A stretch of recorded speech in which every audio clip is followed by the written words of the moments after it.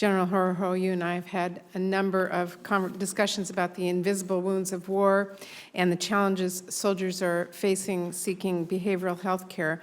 And as you well know, Madigan Army Medical Center in my home state of Washington is dealing now with how to handle these wounds and provide our soldiers quality, consistent care, especially for our soldiers who are going through the integrated disability evaluation system.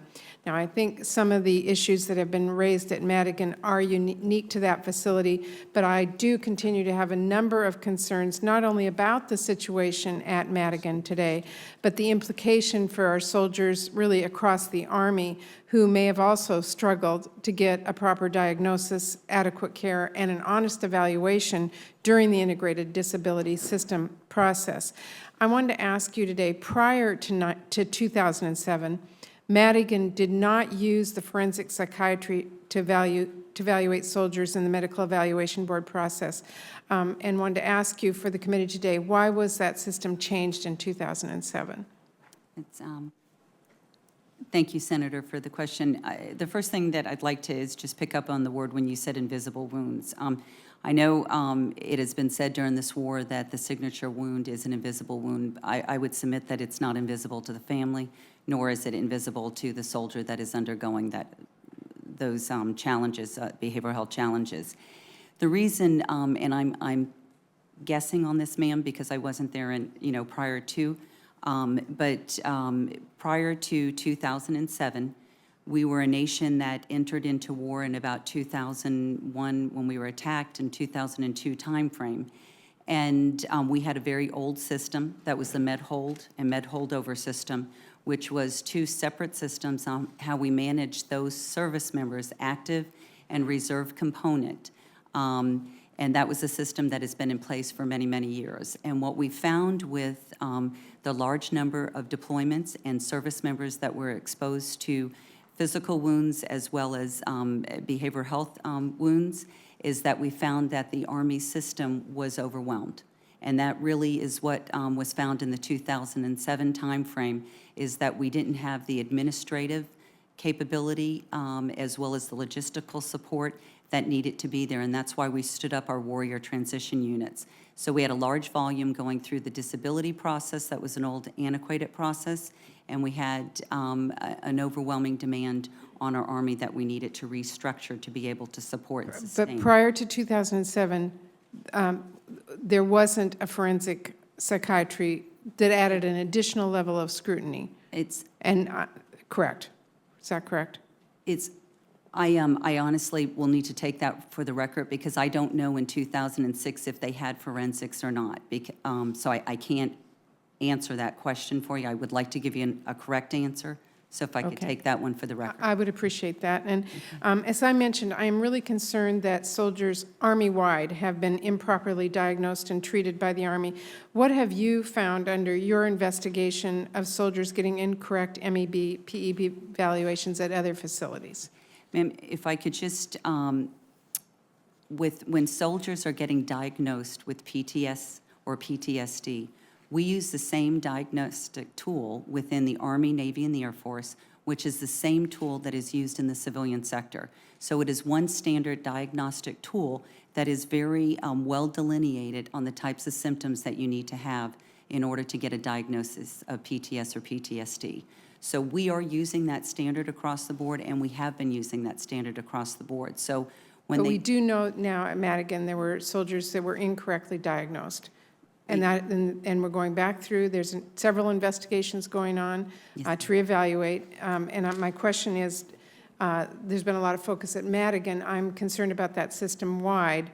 And you're doing an investigation system-wide to see if other soldiers have been incorrectly diagnosed, correct? So, yes, ma'am. So if I can just lay things out and reiterate some of our past conversations.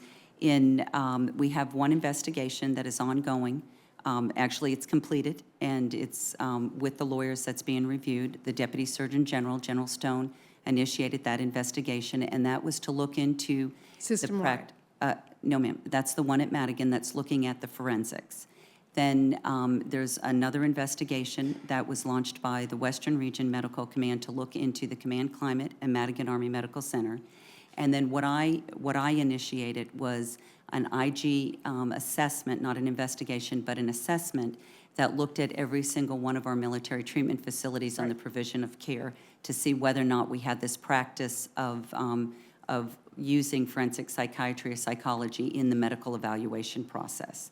Okay, well, my question was whether you had found at other facilities incorrect diagnosis, and I want you to know that I have asked my Veterans Affairs Committee staff to begin reviewing cases from throughout the country of service members involved in this process, and we are just beginning our review right now, but we have already encountered cases in which a service member was treated for PTSD during their military service, entered the disability evaluation process, and the military determined that the service member's PTSD was not an unfitting condition.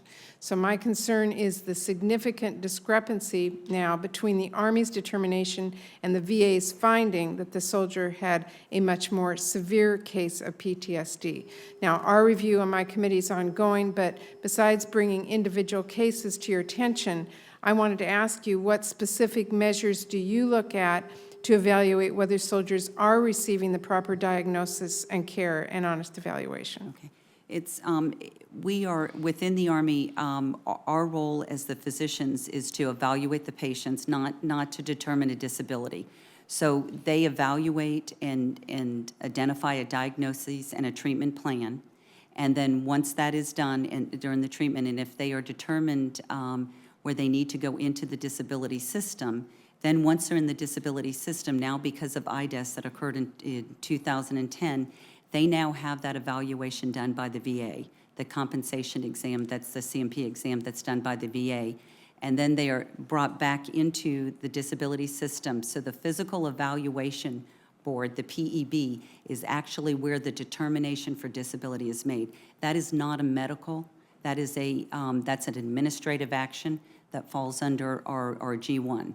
And so I just want to make sure we don't mix what we do within the medical community in treating and evaluating and what gets done in the disability process. That's an administrative process that is reviewing the evaluation from the VA and then the evaluation from the medical to determine disability. My concern is that every single soldier who has mental health disability, PTSD, gets the care that they need and that they get the support that they need and they're adequately cared for, whether they leave the service or are sent back overseas or whatever. So we're going to continue to look at the system-wide.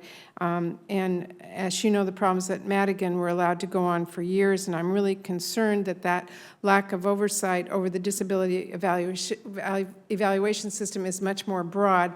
And really are going to be following to see what steps you take to ensure that this process is maintained, not just at Madigan where there's a severe focus right now, but nationwide.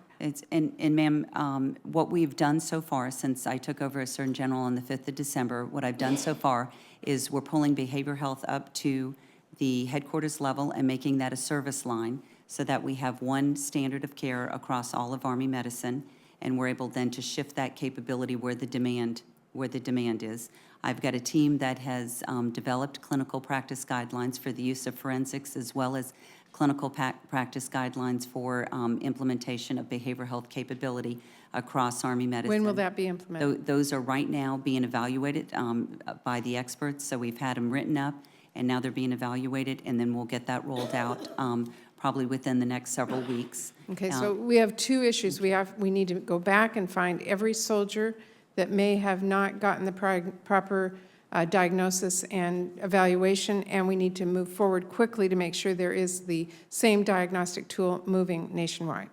Ma'am, right now, we are using the same diagnostic tool as my Air Force and Navy and the civilian sector for evaluating PTSD. Do you believe we're using the right diagnostic tools? It's the one standard that's out in the civilian sector as well as the military. It is the best standard that's out there for diagnosing. Okay, and finally, I just wanted to ask you, in your testimony, you said that you've created a task force within the Army to examine the integrated disability evaluation process in conjunction with the ongoing military health system efforts. What specific aspects of the integrated disability evaluation process are you reviewing? Yes, ma'am. We did this first from an Army perspective. So prior to General Corelli leaving, we stood up a task force that Brigadier General Line, who is a medical corps physician, Army, that he led that, and that was with FORSCOM, the G1, and as well as Army Medicine. So we had a collaborative process looking at every aspect within the IDES to ensure that we had metrics and as well as standards across implementation throughout the IDES process. After that was done, we then stood up an Army Medicine task force to be able to look at it then, a deep dive from the medical piece that we're responsible for. Brigadier General Williams led that task force. It was functional and capability individuals with multiple capabilities sat on that. And what we want to do is to be able to launch our standards across so that we have no variance in every place that we have soldiers that are going through the IDES process. Army is getting ready to put out an ALARAC message Army-wide with the standard that will be going out, I think, in the April timeframe. And then ours will be ready. We're ready now. As soon as the Army launches that, we'll be able to put our standards in that impacts our medical care. When will this be complete? Ma'am, it will start, right now, we're looking at starting that in the April timeframe and the rollout of those standards across. And so I can get back with you on how long that would take. Okay, But I'd really I can tell you appreciate that my full focus is ensuring that we do have a system, and I believe that everyone is focused on caring for our warriors. We're very committed to that. And we're looking at everywhere where we have variance so that we can decrease that variance and be able to ensure that we have one standard across Army medicine. Well, thank you very much. Thank you to your attention to this.